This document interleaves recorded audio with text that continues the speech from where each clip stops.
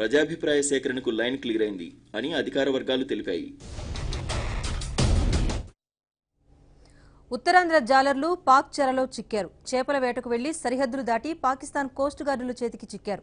21 మంది జాడ తెలియక వారి కుటుంబ సభ్యులు ఆందోళన చెందుతున్నారు.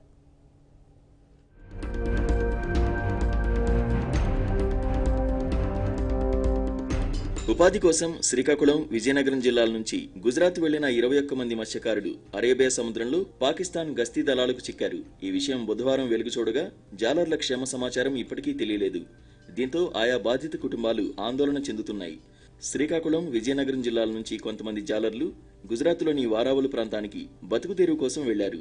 అక్కడి నుంచి మత్స్యకారులు చేపల వేట కోసమని 4 మెకనైజ్డ్ బోట్లలో పయనమై అరేబియా సముద్రంలోకి వెళ్లారు. అందులో 3 బోట్లు చేపలను వేటాడుతూ పొరపాటున భారత సరిహద్దులు దాటి పాక్ జలాల్లోకి ప్రవేశించాయి. దీన్ని గుర్తించిన పాక్ కోస్ట్ గార్డులు వెంటనే ఆయా బోట్లలోని జాలర్లను అదుపులోకి తీసుకున్నారు.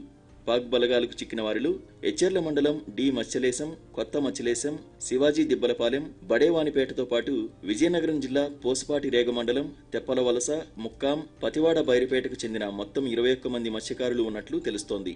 అయితే దీనిపై ఇంకా స్పష్టత లేదు. వారి వద్ద ఉన్న ఫోన్లు మోగబోయాయి.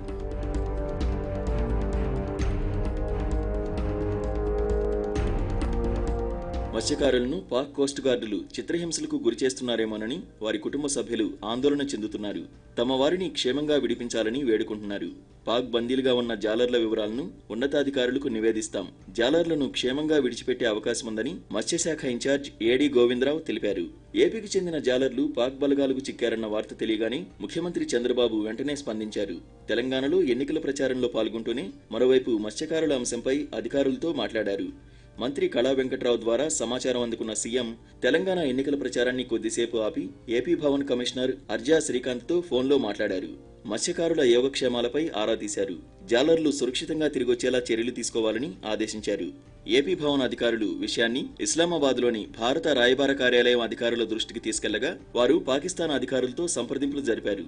ఏపీ ప్రభుత్వానికి పూర్తి తోడ్పాటు అందిస్తామని భారత రాయబార కార్యాలయం హామీ ఇచ్చింది. ఈ విషయాన్ని శ్రీకాంత్ సీఎంకు వివరించారు. దీనిపై సీఎం చంద్రబాబు స్పందిస్తూ భారత ఎంబసీ, పాక్ విదేశాంగ అధికారులతో ఎప్పటికప్పుడు సంప్రదిస్తూ ఉండాలని సూచించారు. జాలర్ల పరిస్థితిని బాధిత కుటుంబ సభ్యులకు తెలియజేయాలని జిల్లా కలెక్టర్ను, సీఎంఓ అధికారులను